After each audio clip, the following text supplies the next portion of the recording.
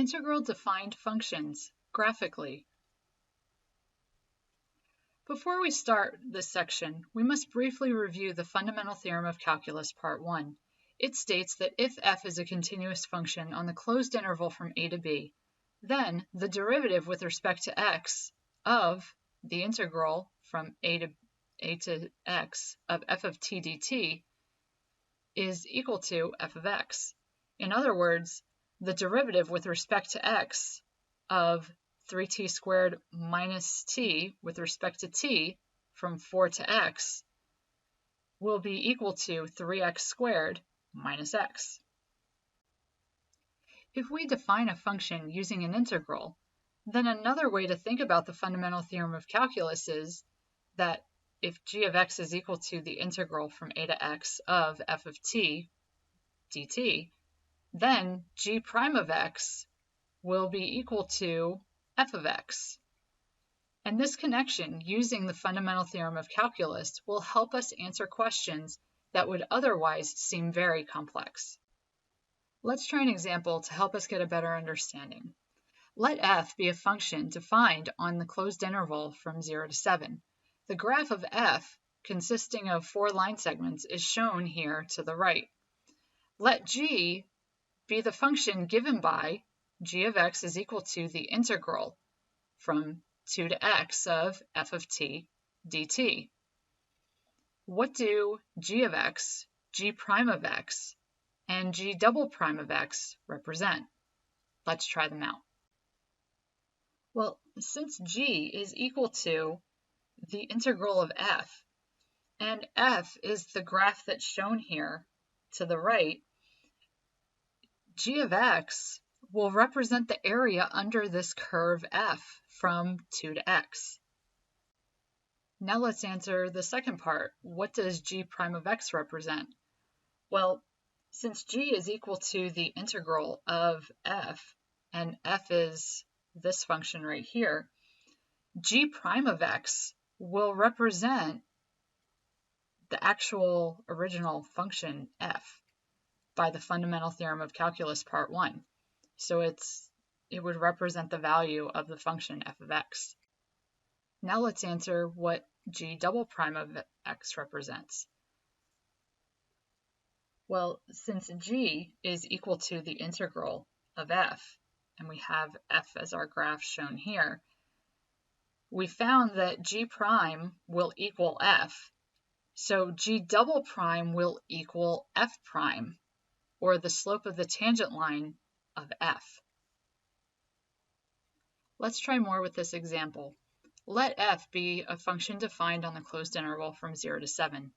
The graph of f, consisting of 4 line segments, is shown here to the right. Let g be the function given by g of x is equal to the integral from 2 to x of f of t dt. Find g of 3, g prime of 3, and g double prime of 3. Let's get started. Let's start by finding or answering the first part and look for g of 3. To begin, we have this 3 in place of x here, so we should also replace it in x for our integral. So let's start there. And notice we have an integral now from 2 to 3 of f of t dt. Here's the graph of f. And when you're doing an integral, what you're actually doing is you're finding the area under the curve, or under our function. So we're looking for this area. What shape is it? It's actually a trapezoid, so we can easily find this area using the area formula for a trapezoid, which is going to be 4 plus 2 divided by 2 times the height, which is 1. And if we evaluate that, we will have a value of 3. So therefore, g of 3 is equal to 3. Since g is equal to the integral of f, and f is shown here, then g prime of 3 is actually going to be equal to f of 3. Because if g of x is the integral of f, then g prime is going to actually be f of that value, 3. So if we evaluate our graph at 3, we're going to have this output value of 2. And that's what our final answer is to this question. It's equal to 2. Now let's find g double prime of 3.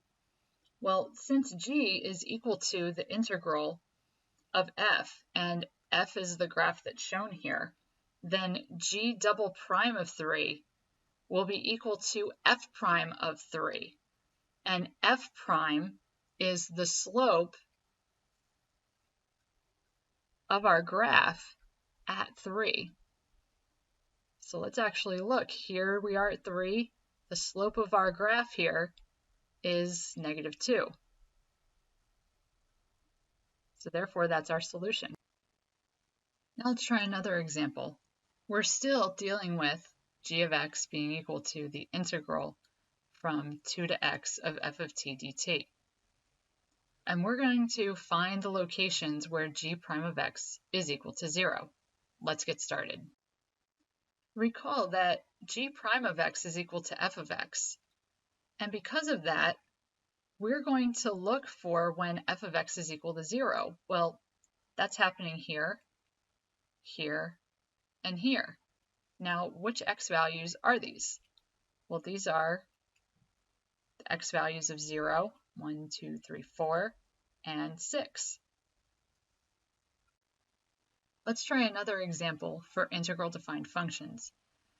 Let f be a function defined on the closed interval from 0 to 7. The graph of f consisting of 4 line segments is shown to the right, and we're going to let g be the function given by g of x is equal to the integral from 2 to x of f of t dt. And we're asked to find the x-coordinate of each point of inflection of the graph of g, and we need to justify our answer. Let's get started. Well, g of x has a point of inflection whenever g double prime of x is equal to 0 or does not exist, and changes sign. Since g double prime of x is equal to f prime of x, we are looking for when f prime of x changes sign, or where f of x changes from increasing to decreasing, and vice versa, meaning from decreasing to increasing. And this is occurring at a couple of different spots. It's occurring right here when x is 2, and right here when x is 1, 2, 3, 4, 5.